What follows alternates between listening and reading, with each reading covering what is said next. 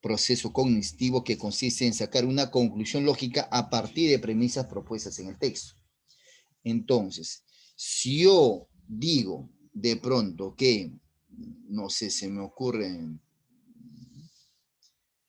la compañera Alondra Walparimachi sale con su gabán, obviamente yo debo inferir que la señorita siente frío, por eso usa esa prenda. Pero ese dato obviamente ya no está en el texto, sino tú lo tienes que concluir a partir del concepto gabán. Si veo que se avecina el examen de San Marcos, voy a suponer, y veo que el compañero Matías está rapado luego del examen, mira, el compañero Matías está rapado luego del examen, entonces, ¿qué debo suponer yo? Que evidentemente alcanzó una vacante en la universidad, por eso se raspó el pelo, porque Dios fue a dar su examen. Eso lo usual, eso debería concluir de manera lógica.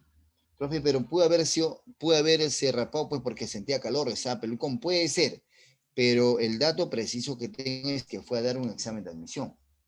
Y usualmente, cuando alcanzan vacante, pues en nuestro querido Perú, se rapan el cabello, ¿no es cierto? Es una forma de celebración. Entonces, yo debo mostrar esa información a partir del texto. Bien, entonces, hay diferentes tipos de inferencia. La inferencia que estoy haciendo ahorita se llaman inferencias directas, bien, que están puntualizadas. Pero hay inferencias que son un poco más complejas que se le llama inferencias indirectas, que no están referidas a un punto en particular del texto, sino de pronto pues están referidas a todo el texto, ¿no? Del texto se infiere, dice la pregunta.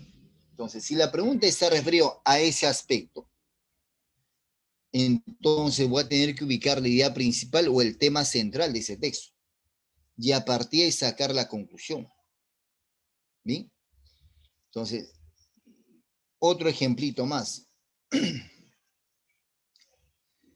En Piura, en esa parte del Perú, en el norte de esa parte del Perú, las personas empiezan a infectarse con la COVID. Oiga, ¿qué se podría deducir a partir del texto? ¿Bien? ¿Qué se podría decir a partir del texto? Que obviamente esas personas han estado descuidándose pronto, ¿no? Se han estado desprotegiendo. Entonces, eso se podría decir, ¿no?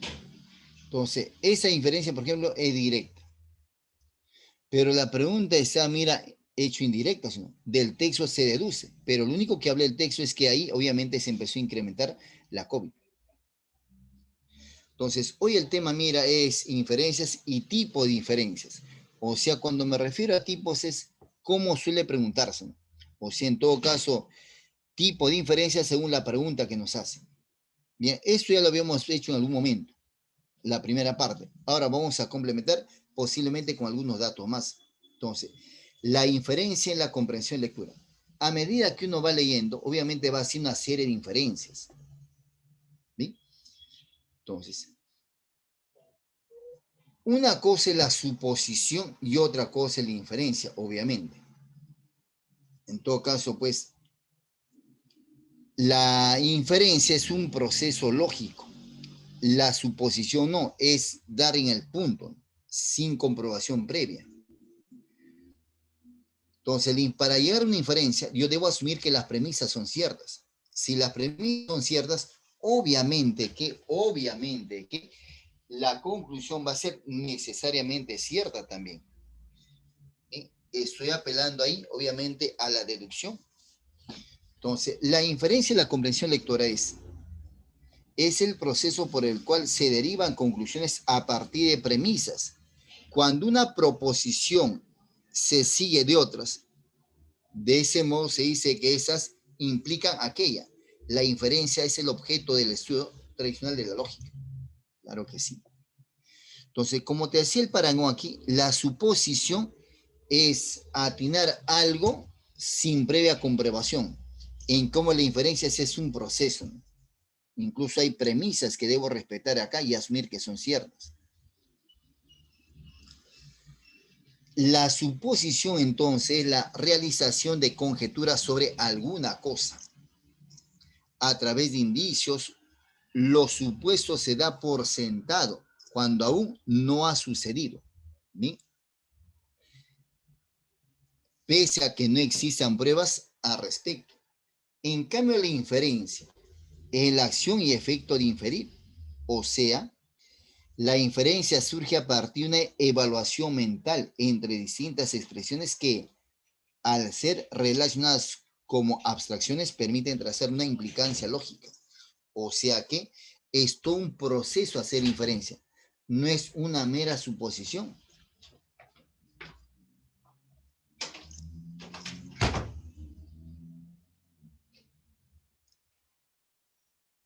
El comprender un texto en nivel inferencial, y hay una variedad de preguntas a todo nivel,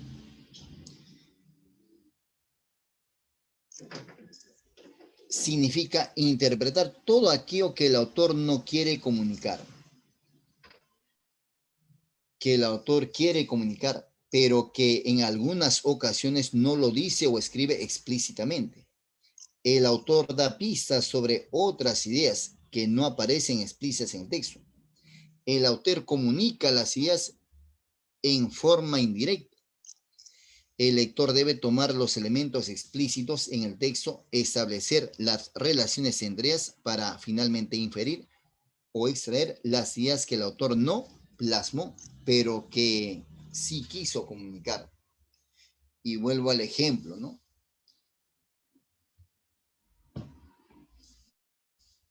Si estuviéramos en un contexto, por ejemplo, en la sierra, si el cielo se pone a nublar, bien, si empieza a nublarse, oiga, automáticamente las personas de aquel lugar dicen o aducen que, de hecho, que va a llover, ¿no?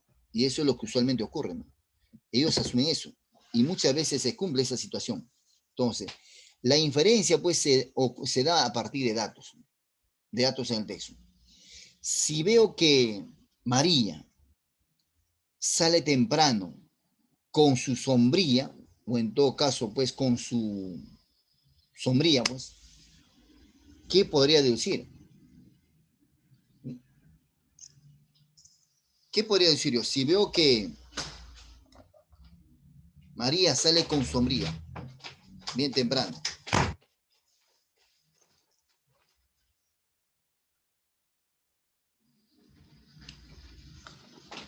que María seguramente,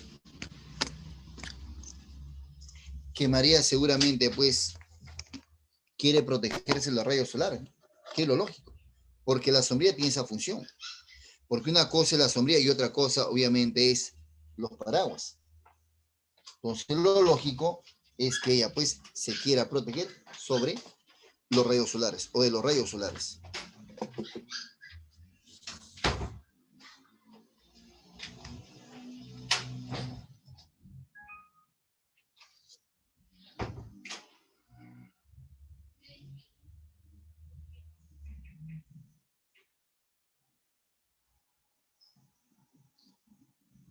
Entonces cada vez que hagas una lectura inferencial, hay procesos que debemos tomar en cuenta.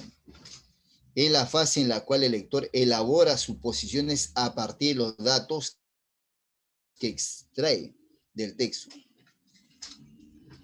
En este nivel se busca relaciones que van más allá de lo leído, explicando el texto más ampliamente. En este pequeño texto, Juan era pobre pero honrado. Yo debo asumir, evidentemente, que todo pobre es honrado, ¿no? O que la honradez, pues, implique, evidentemente, o tenga sus bases en la pobreza, lo que no podría ser posiblemente concluyendo.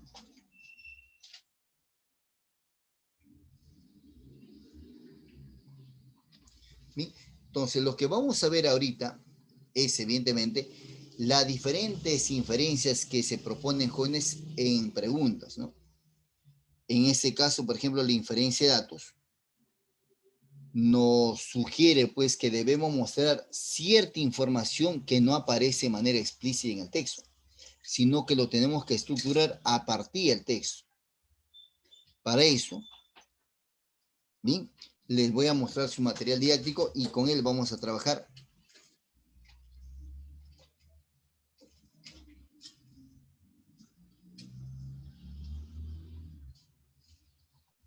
Compañera Miriam, compañera Miriam.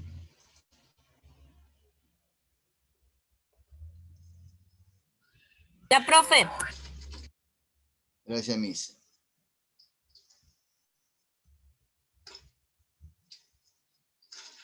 Bien, este es un material evidentemente que está colgado y dice inferencias en la comprensión lectora. Entonces, a medida que uno avanza, amigos, evidentemente se encuentra con varios tipos de inferencias. Apunta. Recuerda que cuando te hagan una pregunta de inferencia, usualmente van a usar palabras equivalentes, ¿no? Se infiere, que es el clásico, se deduce, que es el clásico, se colige, se desprende, se concluye, se extrae. Esas son las palabras pues que suelen usarse cuando proponen una pregunta de inferencia.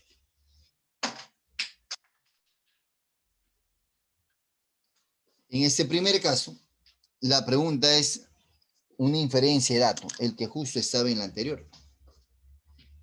Debo mostrar el dato que no se muestra en el texto. Disculpen la redundancia. Para eso analizo el texto. Ubico de pronto, jóvenes, la información si está referido a algo en particular, o en todo caso, pues, deduzco a partir del tema central. Voy a analizar ese texto. Miguel Ángelo Buonarroti fue un reconocido pintor, escultor y arquitecto italiano de estilo renacentista. Primera información. Ahí tengo el tema. ¿Bien? Ahora bien, ¿qué cosas se está hablando de Miguel Ángelo Buonarroti? Su vida académica. Fue un reconocido pintor, escultor y arquitecto italiano de estilo renacentista. Es tenido como uno de los más grandes artistas de la historia, tanto por su escultura como por sus pinturas y obra arquitectónica. Bien, segundo dato, están explicando evidentemente en qué consistía el arte que él desarrollaba. Desarrolló su labor artística a lo largo de más de 70 años, entre Florencia, Roma, que era donde vivían sus grandes mecenas, las familias Medici de Florencia y los diferentes papas romanos. El texto presenta un solo párrafo, pero mira, tiene 1, 2 y 3 unidades informativas. Y en cada unidad informativa obviamente aparece el tema. El tema está sobreentendido. Todas ellas se hablan de Miguel Ángelo Buonarroti. Ahora dice, se colige el texto que Miguel Ángelo Buonarroti. En el texto me dan algunos datos de su vida académica, ¿no es cierto? Datos biográficos. Era un artista muy opulento. Bueno, dicen que es pintor, escultor y arquitecto, pero nada más. Yo no podría sacar esto como una deducción, ¿no? Yo no podría deducir, pues, a partir de que es escultor, arquitecto y pintor, tenga plata, ¿no? Solo dice que, y ustedes por historia conocen que la familia Medici era una familia, pues, bastante potentada de aquella época. Pero no podría yo sacar esa conclusión. Ahora dice, radicó solamente en Roma, recontra falsa, porque estuvo, mira, en Roma y en Florencia. Está negando, ¿no? Lo complicado muchas veces aquí es cuando la alternativa, obviamente, es una afirmación o es una proposición que niega lo que afirma el texto, o es una proposición que se aleja el texto. En este caso, ella pues se está negando. Fue un artista monofacético recontra falsa, como tú observarás, no fue monofacético. Fue escultor y arquitecto y pintor. Entonces, eso es falso, como tú, varón. Es un escritor renacentista. ¿Qué tienes? Habla bien. No dice que es escritor. Fue pintor, escultor y arquitecto. Eso, por ejemplo, no tiene nada que ver con el texto, ¿sí? Vivió 89 años. Ya. Para yo poder afirmar esto, negar, tengo que hacer esta operación, pues. Si resto 1475 menos 1564, un cachetadón y sale efectivamente la respuesta. Ajá. Entonces, ese dato, mira, es una inferencia de datos, se llama eso. Ese dato no estaba en el texto, sino lo estoy mostrando a partir de la resta, de la operación que estoy haciendo acá. ¿Sí o no, señorita Guayparimachi? Habla. Prosigamos. Entonces, en ese primer caso, la inferencia, no te olvides, la inferencia se llamaría pues inferencia de dato. Estoy mostrando un dato oculto que se ve en texto. Segundo tipo de texto. Segunda inferencia, según ir a la pregunta. Inferencia de intención se llama esto. Y nunca te olvides.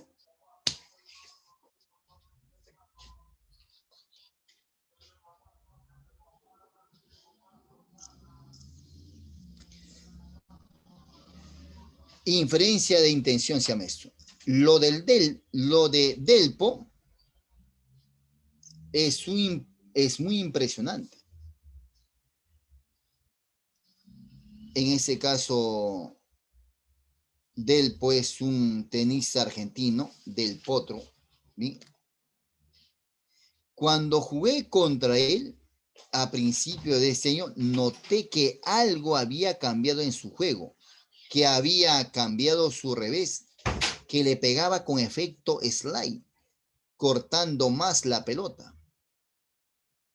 Es interesante ver cómo adaptó su juego después de la cirugía. Es el típico jugador que vale mucho más por su puesto en el ranking. Oiga, hace elogios. Creo que hay 50-50 chances. Por cómo está jugando Del Potro, Argentina tiene chances para ganar por primera vez la Copa Davis. Aunque no se debe minimizar a Croacia, expresó Roger Federer, el ex número 1 del tenis. Bueno, entonces en el texto pues nos hablan de un tenista argentino llamado o apellidado Del Potro. ¿No es cierto? Se infiere de la cita textual que la intención principal de Federer es, mira, la intención principal, ¿sí o no? Aquí arriba él habla muy bien del tenista, ¿no es cierto? Es más, habla del tipo de juego también. Y también habla del elogio, vale mucho más que en el ranking. O sea, resalta su forma de ser de la persona. Elogiar el progreso de salud del deportivo del tenista, mira, elogiar el progreso de salud y deportivo del tenista argentino, sugerir más concentración en sus duelos al tenista argentino, no habla eso. Más bien da chances. La A podría ser, podría.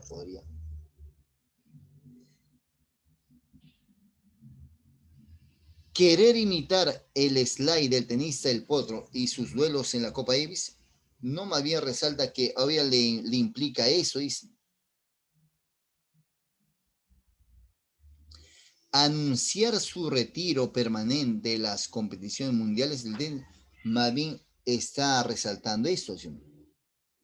Pronosticar que ¿qué país va a ser el próximo campeón de la Copa? No, simple dice que Croacia o Argentina, esa mitad.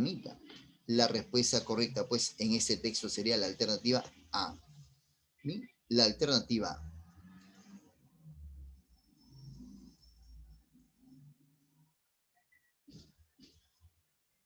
Elogiar el progreso de salud y deportivo del tenista argentino Del Potro.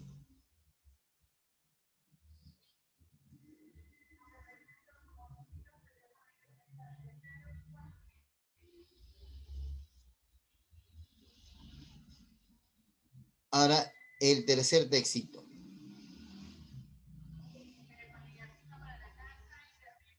Bien, en este caso, en el segundo texto se llama inferencia de marco. Bien, en la inferencia de marco, obviamente, pues el tema no se muestra de manera patente. lo tenemos que deducir a partir de algunos datos que muestra el texto. Mira, la inferencia, el tercero, inferencia marco. Casi un 35% de peruanos no ingiere los requerimientos caloríficos mínimos según el programa de las Naciones Unidas para el Desarrollo. En el 2004, el promedio nacional de déficit calorífico en todas las edades fue de 32,3%, mientras que en el 2010 ese indicador alcanzó el 28,4%.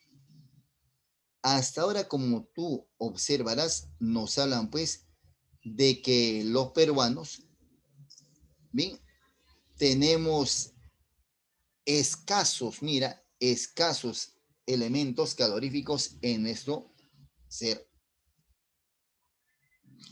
Igualmente, el sistema de salud en el país agoniza según el estándar de la Organización Mundial de la Salud.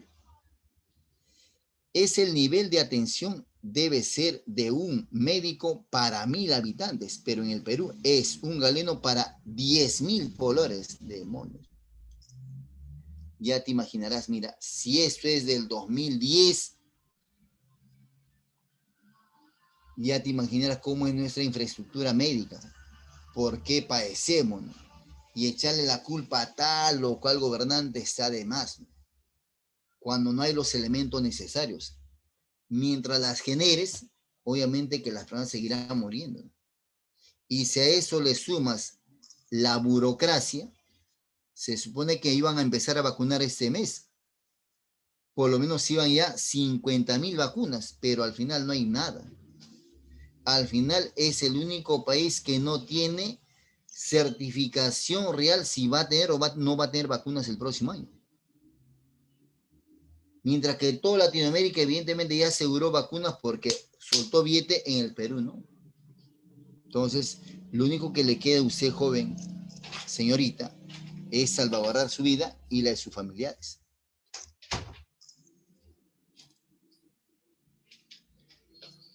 Por otro lado, cualquier actividad económica requiere una red básica de obras y servicios que la soporte.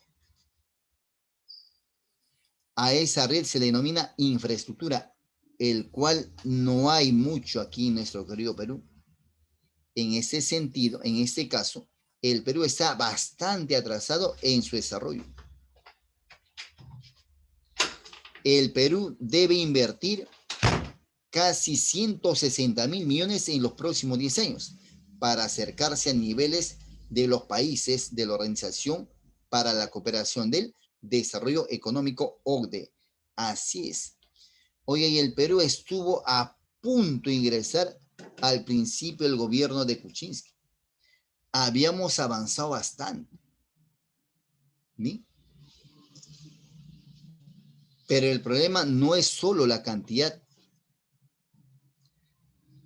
De acuerdo al Foro Económico Mundial, la calidad de la infraestructura en el Perú está por debajo de la mayoría de países de la región.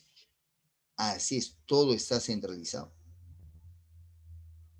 De la misma forma, si Perú está cada vez más cerca de lograr la universalización de la educación primaria, el problema educativo más grave que afecta a las niñas y niños es el bajo nivel existente en la comprensión lectora y razonamiento matemático. De acuerdo con la evaluación censal de estudiantes, en el año 2007 apenas el 15,9% de las niñas y niños del segundo grado de educación primaria alcanzó el nivel de desempeño suficiente en comprensión de textos, mientras que en matemáticas lo hizo el 7,2%. Para el año 2013, estos valores fueron 33% en comprensión lectora y 16,8% en matemática. Como se observará en el texto, pues se analiza algunos aspectos, pero se centra básicamente en la parte médica, ¿sí? Te decía que la inferencia es la inferencia de marco. ¿Bien? Se infiere que de la lectura que el tema central del texto es del por qué, obviamente, tenemos cierta dificultad, no tenemos infraestructura.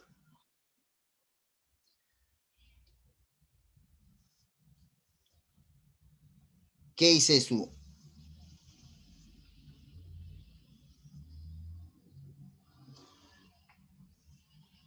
¿Qué marcas? ¿La C o la D? Vamos. Apóyame, Claudio. ¿Cuál sería el tema central?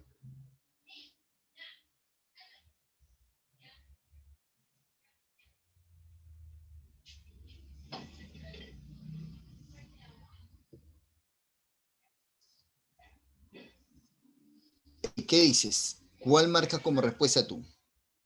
Vamos, que no sea una clase de espiritismo, así no me convierto en chamán.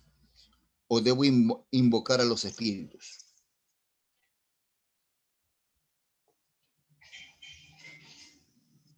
Nos hablan de la educación al final, nos hablan de la salud en todo el segundo párrafo casi, y evidentemente todo lo que debe hacer Perú para de alguna manera pues tratar de estar a la par con otras naciones.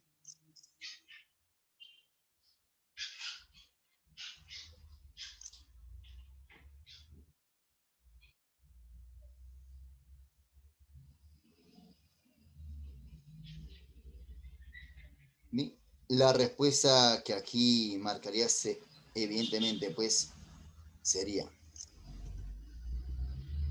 los indicadores del subdesarrollo en el Perú. Salud, educación y alimentación.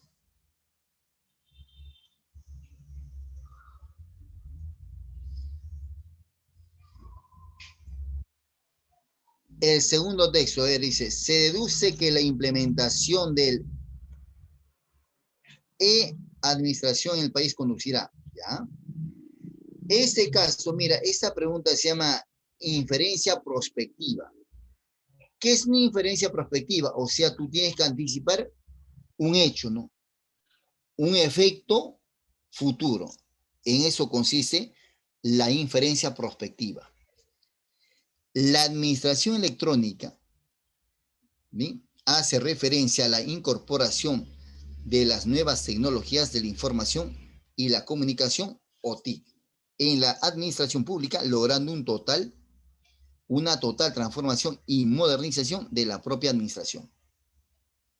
En síntesis, lo que me está diciendo que esas administraciones públicas evidentemente, se van a tecnificar, se van a computarizar. La administración precursora de ese gran cambio en España fue la administración tributaria. ¿Sí? Es un dato que debería tomar en cuenta, pues, para deducir algo, extendiéndose actualmente a las diferentes administraciones públicas, tanto a nivel nacional como comunidades autónomas, así como provinciales e incluso municipales, desarrollando programas de mejora a través de las oficinas virtuales que ofrecen información y trámites por vía electrónica. Bueno, lo cierto es que, mira, en España pues se está computarizando todo. Bien, todo se está haciendo mucho más evidente, más eficaz. Por ello, hay que mencionar el plan de transformación digital de la Administración General del Estado y sus organismos públicos, cuya estrategia principal es la implantación y transformación digital de las administraciones públicas. Antes del 2020, siguiendo casi un modelo de prestación de servicios administrativos más racional, que facilite la constancia de documentos y actuaciones a través de archivos electrónicos. Archivos electrónicos. Que facilite la constancia de documentos y actuaciones a través de archivos electrónicos. Otra de las novedades de la implementación del sistema de notificación electrónica a través de las sedes electrónicas, por medio de direcciones electrónicas, que facilite el acceso a las notificaciones sin necesidad de trasladarse a las diferentes instituciones o sedes de administración pública. En esa última parte estaría pues la respuesta a esa pregunta. Dice, se deduce que la implementación de la e-administración en un país conducirá, ¿sí o no? Lo que se busca con todo esto es que ya no vas a llevar papeles ya, sino evidentemente vas a enviar documentos, obviamente, en archivo electrónico. Ya no vas a ir a hacer tus trámites hasta el lugar in situ, sino vas a hacerlo vía email, vía correo. O sea, esas administraciones públicas se han modernizado, ¿no es cierto? Porque con eso seguramente se pretende agilizar el tiempo y con todo esto pues también se va a ahorrar seguramente en papel, ¿no? Porque no ves que ya no va a haber un documento en físico, lo que va a haber más bien es un archivo, dice, electrónico. Se deduce que la implementación de la e-administración en un país conduciría a la nula comisión entre errores de la administración pública y estatal. No, pues se supone que la implementación, la modernización es pues para innovar, ¿no? Para facilitar muchas cosas, ¿no? Eso no lo dice el texto, pero se deduce eso. Al despido cabal de los administradores públicos de cualquier país. Esto podría extrapolar, posiblemente sí, pero en el texto no hay indicio de eso, ¿no? Simplemente hablan de la innovación y hablan evidentemente implícitamente de la simplificación de los trámites. Ya no se va a ir hasta allá, solo evidentemente se va a enviar emails. Reducir notoriamente el uso de papel en la administración pública podría ser esa, podría ser.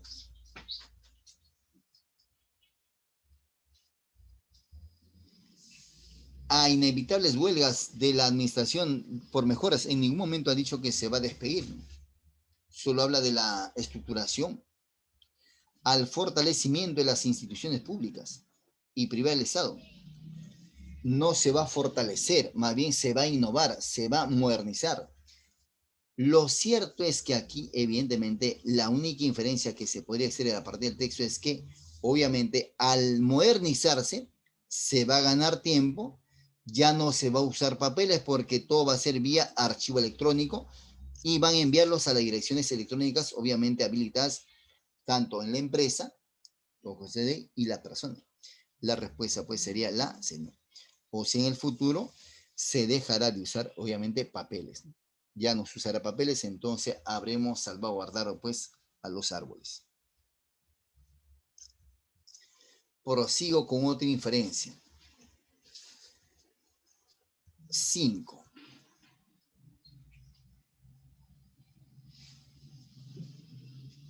Se colige plausiblemente del texto que algunos trabajadores del aeropuerto de Los Ángeles optaron por vivir en casas rodantes. ¿Bien? ¿Por qué? Inferencia de causa. Ojalá tuviera una cama y una ducha en la oficina. Es un deseo que muchos de nosotros hemos tenido después de una larga jornada de trabajo ante la idea de tener que madrugar al día siguiente.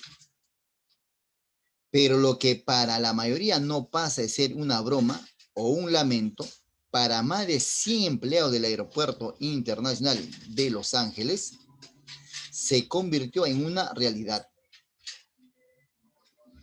Y las autoridades del aeródromo lo permitieron.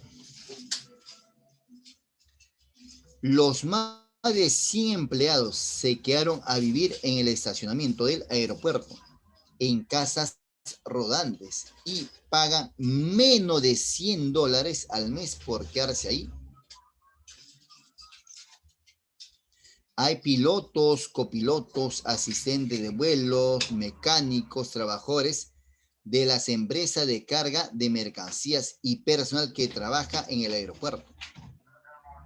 Ese es el precio de ser piloto hoy en día, le dice Todd a BBC Mundo, un hombre de 45 años que trabaja para la aerolínea Alaska Airlines.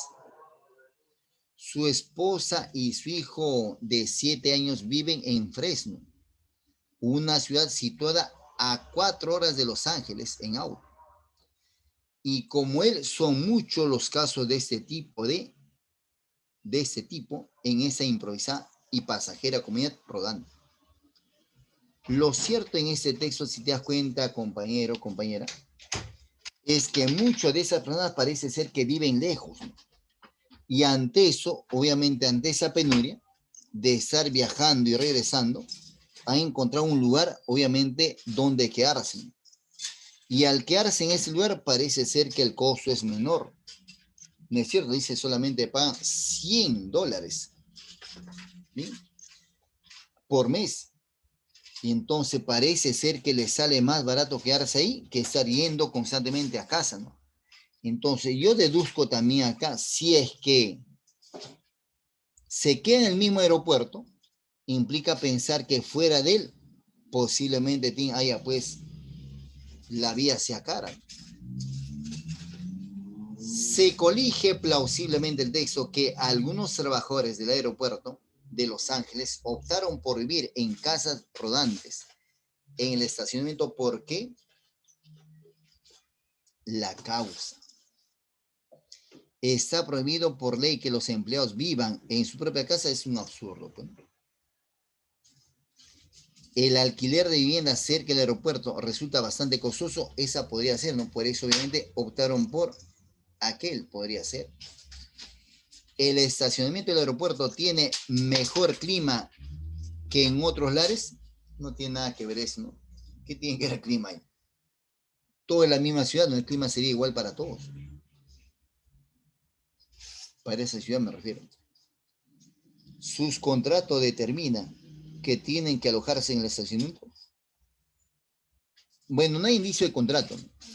Más bien parece ser que ellos lo hacen por el costo y por el tiempo. Esa es la forma, de esa forma están cumpliendo sus sueños de vivir de manera errante. Nadie quiere vivir de manera errante. Si no lo hacen, evidentemente dice 4 horas, por ejemplo, ida y vuelta, son 8 horas, ¿no? O sea, prácticamente parte de su vida se la pasa viajando el hombre. Entonces, ante eso, prefiere alquilar mensualmente por $100 un espacio, una casita rodante en el mismo aeródromo, y evidentemente, pues, así quizás ahorre más plata, ¿no? Ahora, ¿por qué no lo hace fuera de ella? Entonces, se deduce que fuera del aeropuerto la vía es cara, ¿no? El alquiler es costoso. La respuesta es la B. Esa es la causa para que evidentemente esas personas se hayan quedado viviendo en el aeródromo.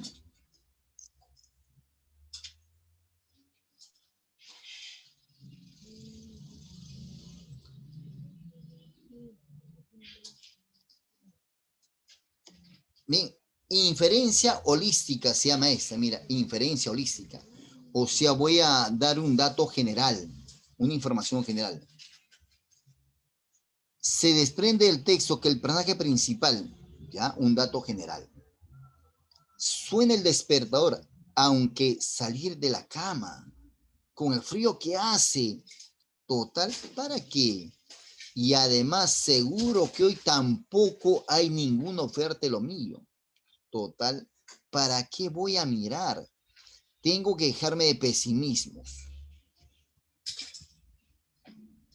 Bueno, ahora sí, habrá que levantarse. Voy a desayunar, voy a desayunar, encenderé la tele. Ese es un vago. Tengo que estar informado. Luego, ¿qué haré? Tanto tiempo disponible en casa. Ahora lo principal es encender el ordenador y mirar las ofertas. Estoy decidido a seguir llevando mi currículum vitae, mi CV, a las empresas que requieran personal. Nada, no hay nada demonios, todo el mes ha sido así. Bueno, pues lo cierto es que esa persona quiere y no quiere trabajar a la vez. ¿No es cierto? Al final demuestra pues que efectivamente esa persona parece ser que no tiene trabajo, ¿no? Y por eso está en su casa holgazaneando, pero tiene la esperanza de conseguir trabajo, pero no sale, ¿no? ¿Qué es el texto? Se desprende el texto que el personaje principal, obviamente está en casa holgazaneando, ¿no? Bien, disculpen muchachos.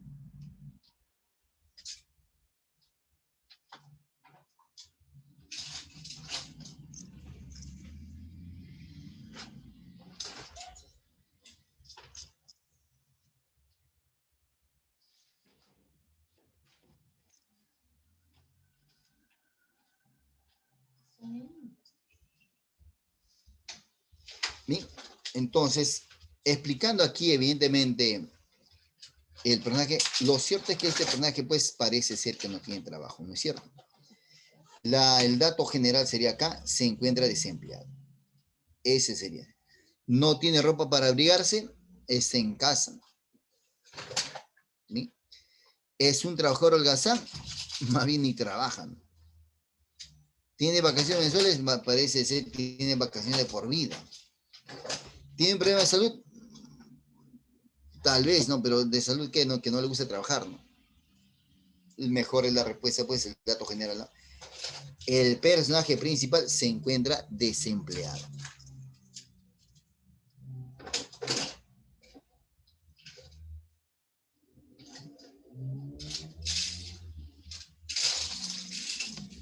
Bien, hasta ahí, mira, hemos visto pues algunas inferencias.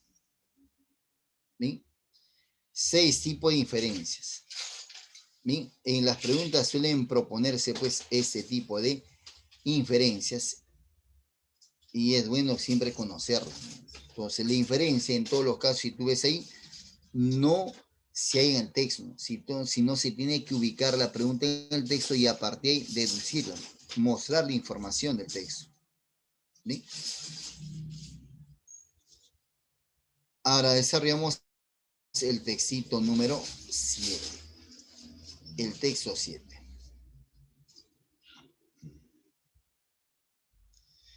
Cuando tengas un texto así, amigos, amigas, siempre, bueno, primero mira, fijarte, leer las preguntas. El autor expone centralmente. ¿Bien? El leer el texto, mira, no te quita mucho tiempo. ¿Bien? El leer el texto no te va a quitar mucho tiempo. Leer las preguntas, perdón. El autor expone centralmente sobre. ¿Bacán? La palabra ímpetu significa es congruente con el texto sostener que el Partido de Libertad de Green Wilder se desprende el séptimo párrafo del séptimo párrafo. ¿Bien? Solo séptimo párrafo. ¿Bien? Que de acuerdo con lo sostenido por el sociólogo Jasper Muis. Si en las próximas elecciones ganaran los partidos de ultraderecha en gran parte de países de Latinoamérica, posiblemente. ¿Sí? Pregunta extrapolación. Una vez que he leído las preguntas, ahora sí tiene sentido, mira, leer con atención el texto. Leer concentradamente el texto. ¿Sí? Y si vas a subrayar o voy a subrayar, oiga, voy a subrayar algo que se vincule con el texto. Porque si tú subrayas por subrayar, evidentemente no tiene tanto sentido lógico tu subrayado. Entonces, ahora sí tiene sentido que yo me concentre en la lectura, que subraye algo y ese algo tenga que ver con la pregunta, aunque sea una palabrita, ¿sí? Y que lea con atención. Ahora sí tiene sentido. Pero si yo leo sin haber leído las preguntas, con atención y subrayo, de hecho que buena cantidad de preguntas van a estar mal. Pues. Me voy a demorar un poco más. Los partidos populistas han empezado a emerger en prácticamente todo el continente europeo, acompañados de los llamados nacionalistas para restringir la inmigración para el fin de preservar las culturas locales.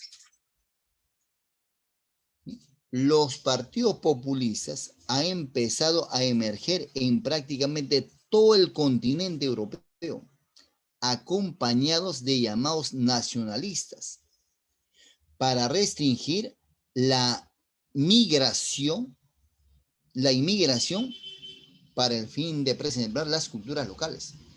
O sea, ¿cuál es su propósito? Aparentemente preservar lo autóctono, preservar lo nacional.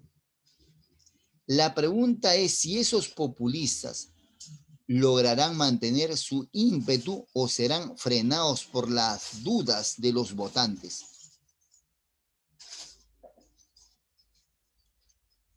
Algunos analistas ven las elecciones bajo la lente de incertidumbre y conflicto que han resultado de la votación del Brexit y de la elección de Donald Trump en Estados Unidos.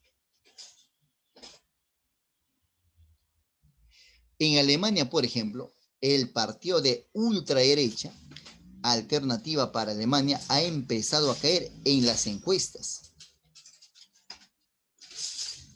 En Países Bajos, uno de los políticos más antimusulmanes del continente, Geert Wilders, enfrentó dificultades para mantener su impulso en los sondeos. Y justamente al respecto de esa partecita, ahí está, mira, lo que le comentaba. Mi respuesta a esa pregunta la tengo que hallar acá.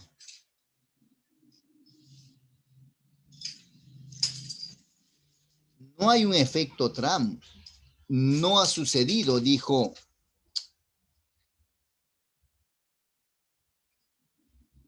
No hay un efecto Trump, dijo. No ha sucedido, dijo Ajo Funke, politólogo de la Universidad Libre de Berlín. Veo en vez un estancamiento o decaída. Pero otros analistas indicaron que incluso si aquellos populistas como Wilders no llegan al poder, sus altos perfiles y presencia polémica ya han movido el debate político en Europa hacia la derecha. La discusión en Países Bajos ya está centrada en la restricción migratoria, la identidad neerlandesa y el nacionalismo.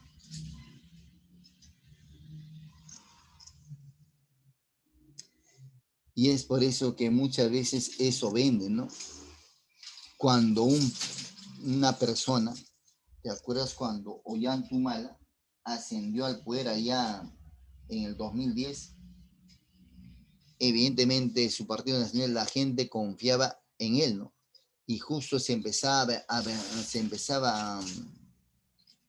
a venir pues algunos sugirios de que muchos extranjeros llegarían al poder, ¿no? Y su política era nacionalista, ¿no? Protejamos lo nuestro, ¿no? Las empresas deben ser eso. Obviamente eso en algunos calan, en algunos simplemente lo dejan de lado. Algunos ilusos aún creen que evidentemente el país se puede aislar, ¿no? Y subsistir, ¿no? De hecho que vende eso, ¿no?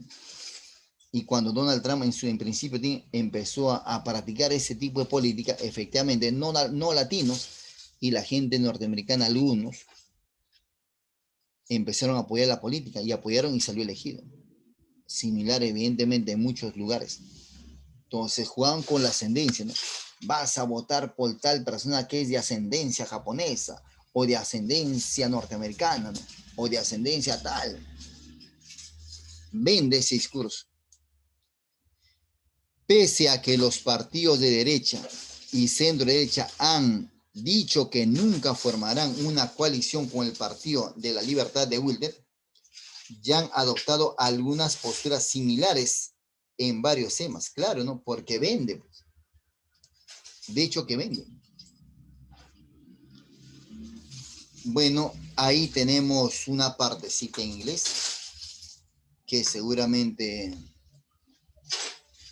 usted sí lo lee de manera correcta. Y si no es así, caballero, ¿qué haces? Raíces, raíces, ¿sí?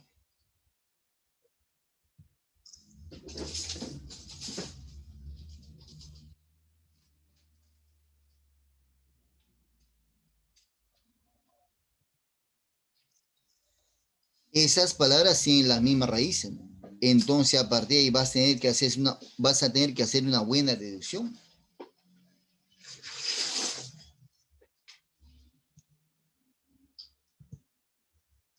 ¿Sí?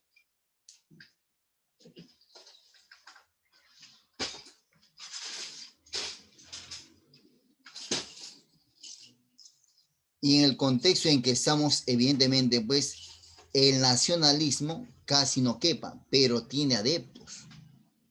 Dijo Jasper Muis, profesor de sociología de la Universidad Libre de Ámsterdam, que estudia el populismo. Los solicitantes de aíslo y la migración son el enfoque junto con los valores y las normas, dijo. Esa es parte de la historia del éxito de la derecha populista.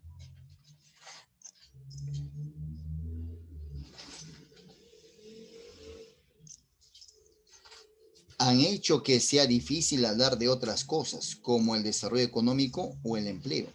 Y otra gran preocupación será Italia, donde el populista Movimiento 5 Estrellas y la Liga Norte podrían ganar si se celebran elecciones debido a la propuesta de celebrar un referéndum sobre la pertenencia y la eurozona. Entonces, en el texto, pues, el tema era este, ¿no es cierto? Ese es el tema, los partidos populistas. ¿Sí? ¿Y cuál es el objetivo de esos partidos populistas? Evidentemente, ganarse adeptos, ¿no es cierto? ¿Y cuál es el discurso que venden? Evidentemente, todo nacionalismo, preservar el nacionalismo.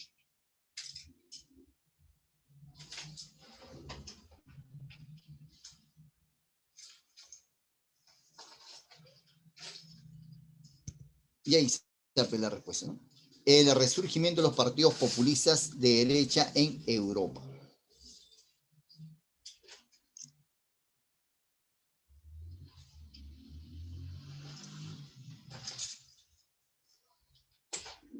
Ya ahí está la pregunta 8. Está aquí en esta oración 2. Para hallar esta respuesta, evidentemente leo toda la oración, no puedo particularizar ella. La pregunta es si esos populistas lograrán mantener su ímpetu o serán frenados.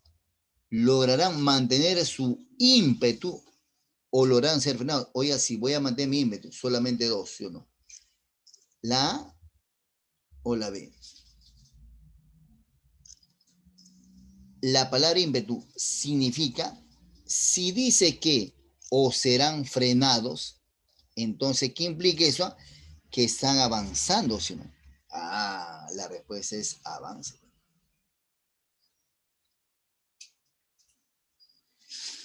Es congruente con el texto sostener que el Partido por la Libertad de Green Wilders, congruente, o sea, compatible. Y sabemos que Green Wilders, evidentemente, creó un partido también nacionalista.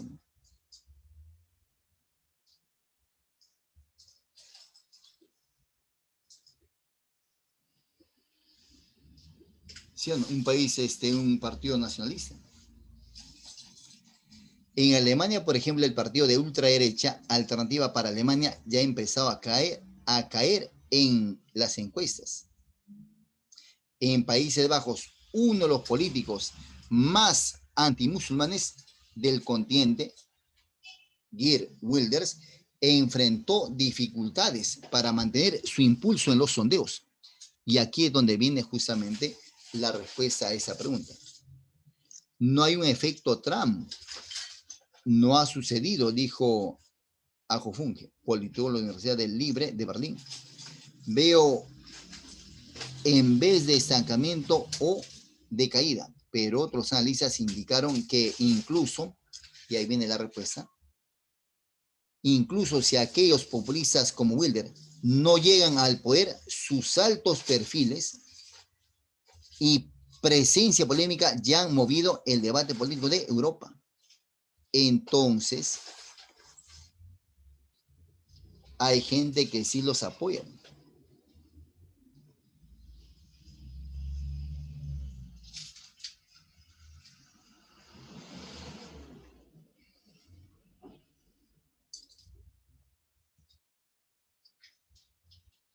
Ahí está la respuesta.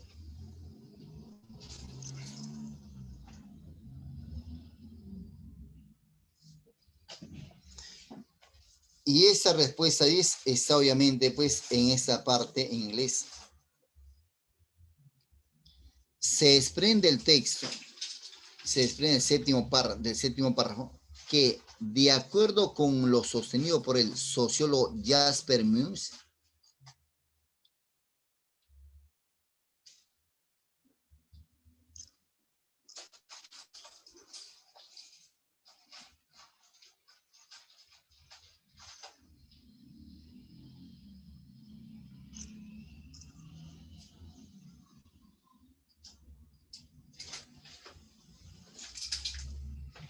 la única respuesta que tú podrías marcar, mira, ¿cuál sería?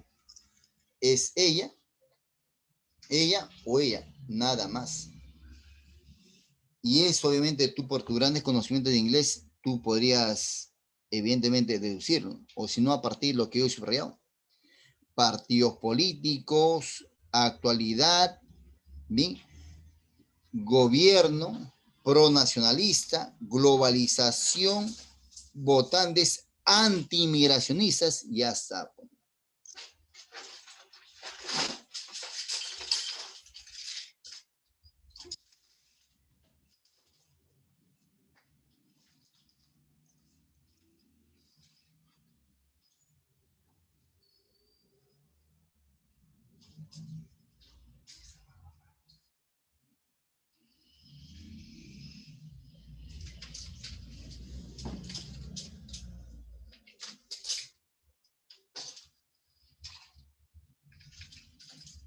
¿Sí? La respuesta que marcarías ahí sería pues la alternativa. Bien. Y finalmente esta preguntita. Si en las próximas elecciones ganaran los partidos de ultraderecha en gran parte de países de Latinoamérica, posiblemente de ultraderecha,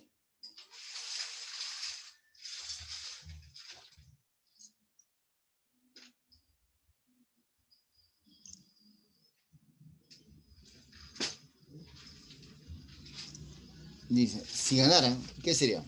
Obviamente, pues sería, ¿no?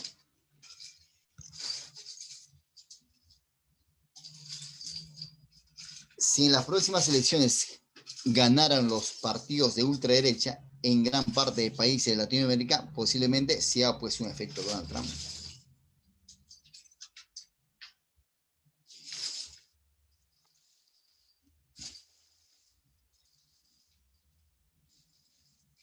¿Te acuerdas de ese texto o de este movimiento que salió pues hace años atrás? Con mis hijos no te metas.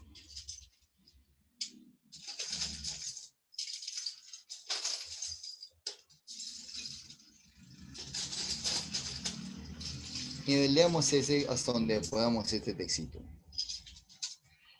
El texto 8.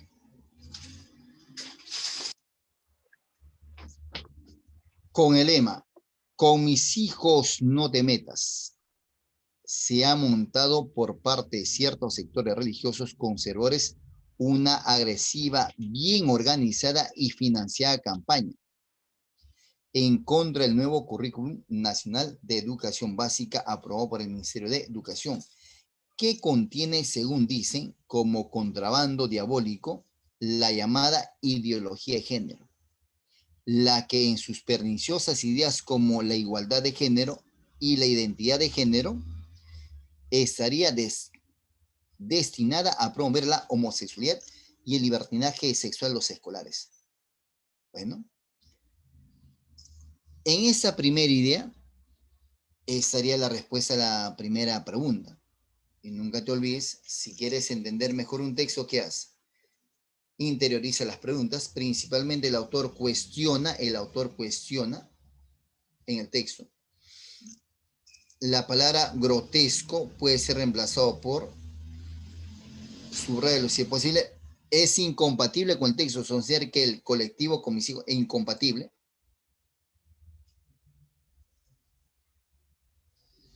Si infiere que la intención del autor del texto es la intención del autor es. Si surgiera un colectivo que fomente la enseñanza inclusiva y diferenciada de la sexualidad, posiblemente, mira, si surgiera un colectivo que fomente la enseñanza inclusiva y diferenciada de la sexualidad, posiblemente. Una vez interiorizado las preguntas, ahora sí leo con atención qué cosa dice ese texto. La igualdad de género no es que a niñas y niños se les pueda vestir a ambos con faldas o pantalones, como grotescamente se dice. Ahí está la primera pregunta, la pregunta 13. Si quiero lo contesto ya, si no lo dejo para el final. Leer las preguntas, amigos, no te quita más de un minuto, ¿no? Le quita más de un minuto, pues, a la gente que es recontra leerla leyendo. Si soy recontra leerlo leyendo, bueno, pues ya no, pues. Leer la pregunta no te quita más de un minuto. Leer comprensivamente las preguntas no te quita más de un minuto. Pero vale, porque mira, si tú comprendes las preguntas y lees con atención el texto, de hecho que tus respuestas van a ser recontra súper bien. Y si subrayas, de hecho lo que tú subrayas va a vincularse con el texto. Ya no voy a subrayar por subrayar, no, porque a mí me parece, lo he soñado, iluminación divina, no, ya no champa masculina, ¿no? Intuición femenina, ya no ya, sino lo que tú leas y lo que tú subrayes va a tener sentido con las preguntas y por ende vas a responder correctamente bien. Correctamente bien. Vas a responder correctamente bien.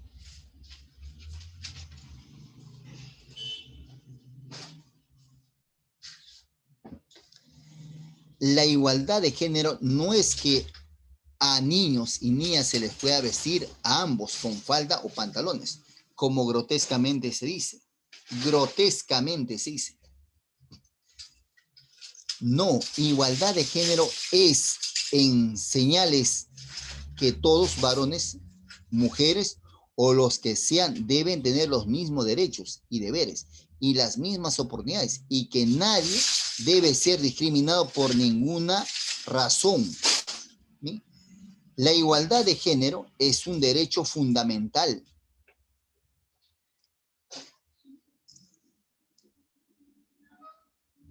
Lo que pasa es que en nuestro querido Perú, que es machista, yo debo reafirmar constantemente mi masculinidad, ¿no? Porque si un día de pronto pues estoy con una camisa rosadita o de pronto pues una camisa, no sé, no, un color inusual, ya automáticamente ya me dicen que hasta cambié de sexo, hasta de gusto. Entonces yo, por ejemplo, a mi compañero no le puedo dar un beso en el cachete porque automáticamente miran que soy gay o soy maricón o tal vez hasta me dan cabro, ¿no? Que es lo usual que dicen.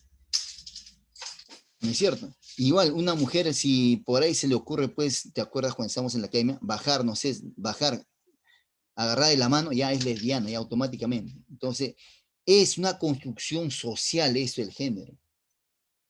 O sea, la mujer tiene que ser femenina siempre, porque si la mujer es grosera, es machona. ¿No es cierto? La mujer no tiene que manejar un ómnibus. Si maneja, es machona. O sea, ese trabajo fuerte lo tiene que hacer el varón, ¿no? Es una construcción social, ¿no? Recontra, retrógrada. O sea, minimizar la fortaleza de la mujer y maximizar la fortaleza del varón.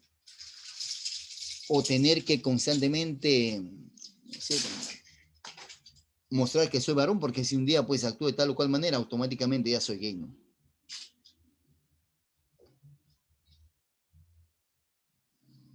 La igualdad de género es un derecho fundamental que rige la convivencia de las sociedades democráticas más avanzadas. Así está consagrado en sus respectivas constituciones, incluso en la nuestra, que establece como principio fundamental que todos los ciudadanos somos iguales ante la ley.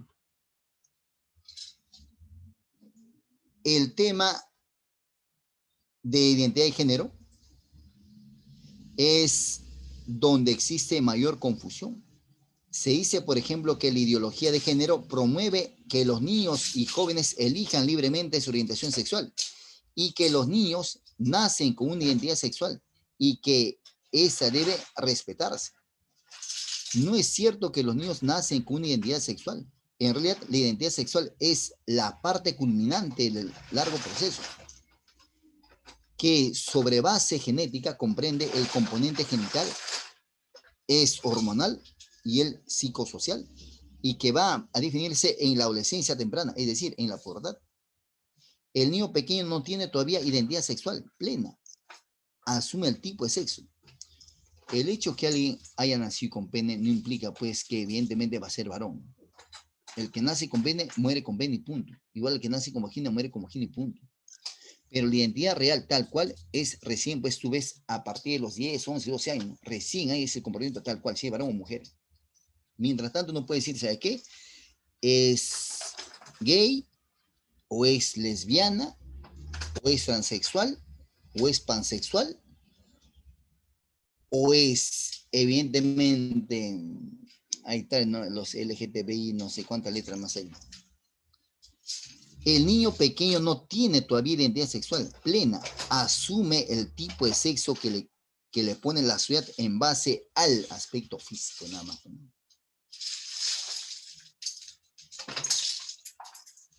Diagnóstico, a veces equivocado. Lo que hizo la partera al momento de nacimiento.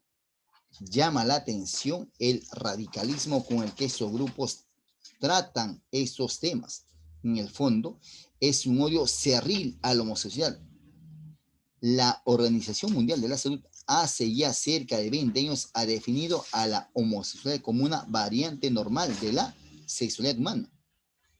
Pero ellos siguen insistiendo que es una perversión, un grave pecado. Y es en el mejor de los casos una enfermedad. Son sumamente duros contra los homosexuales, pero paradójicamente son demasiado blandos con algunos curas que cometen execrables abusos con niños y jóvenes y que son inexplicablemente protegidos y blindados por las altas jerarquías de la iglesia. Bueno, entonces el texto es simpático pues en la medida que menciono. Entonces en el texto pues se está tratando de explicar que efectivamente el concepto está muy mal conllevado, ¿no? Muy mal explicado. Y también se dice que evidentemente ese grupo no es un grupo así, surgió de la nada, ¿no? Sino es un grupo organizado con gente que tiene bastante influencia y parece ser bastante dinero. Principalmente el autor cuestiona en el texto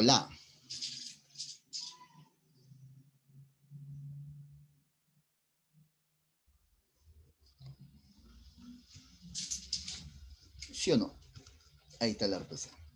La escasa información científica de diversos colectivos homofóbicos en el Perú o la carencia de argumentos racionales el colectivo con mis hijos no te metas.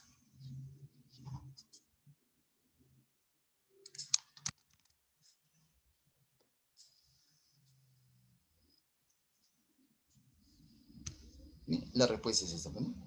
La carencia de argumentos racionales del colectivo con mis hijos no te metas, ¿no? Eso es. Y la palabra grotesco que estaba aquí al concepto, la igualdad de género no es que a niños y niñas se les pueda vestir a ambos con faldas o pantalones, como grotescamente se dice. Grotescamente se dice. Oiga, grotesco en ese caso. Grosero es chabacano, inculto. Insensiblemente, alevoso. sino alevosía. Oye, alevosía es traición. Aquí pues sería como se dice. Igualdad de género en señal de todos, varones, mujeres, lo que sean, deben tener los mismos derechos y deberes y las mismas oportunidades y que nadie debe ser discriminado por ninguna razón.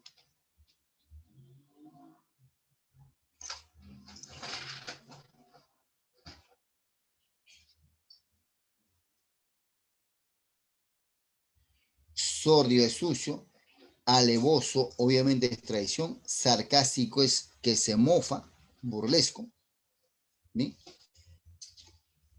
Como grotescamente dice, como que lo dicen así por decir, ¿no? Sin análisis.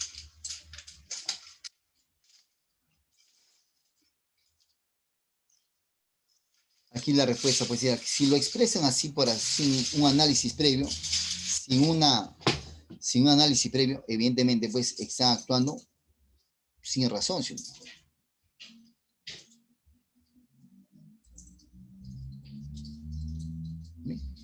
Grotesco, pues, es ridículo.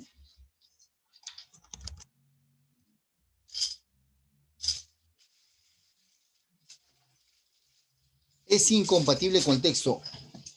Sostener que el colectivo con mis hijos no te metas, incompatible. Está en contra del nuevo currículum, compatible. Carece en absoluto de conceptos claros sobre identidad de género. Bueno, por ahí por la palabrita absoluto. Parte del criterio de que promueve la igualdad entre las personas. Tienen posturas contrarias al pensamiento de muchas personas. Fomenta una severa crítica a la política colectiva educativa del país, sí. Oiga, compatible la E, tiene posturas contrarias al pensamiento de mucha gente, sí, compatible D. Parte de criterios que promueven la igualdad entre personas, no. ¿Sí o no? No. La respuesta es la ¿eh? Se infiere que la intención del autor del texto es, evidentemente, explicar, ¿no? Y está sustentando, argumentando también. De frente la respuesta al examen. Sustentar criterios científicos para asociar sus argumentos, ¿no? Utiliza, por ejemplo, la Organización Mundial de la Salud, ¿no? Ella ya lo definió hace tiempo, dice. Si surgiera un colectivo que fomente la enseñanza inclusiva y diferenciada de la sexualidad, posiblemente,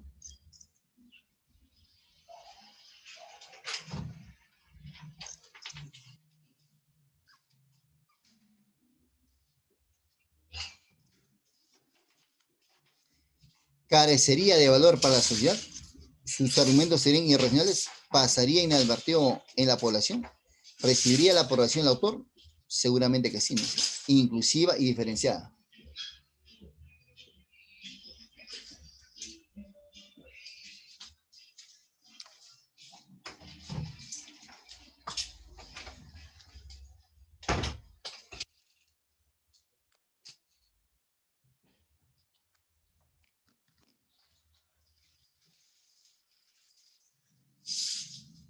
Habla Perú. Si surgiera un colectivo que fomente la enseñanza inclusiva y diferenciada de la sexualidad, posiblemente,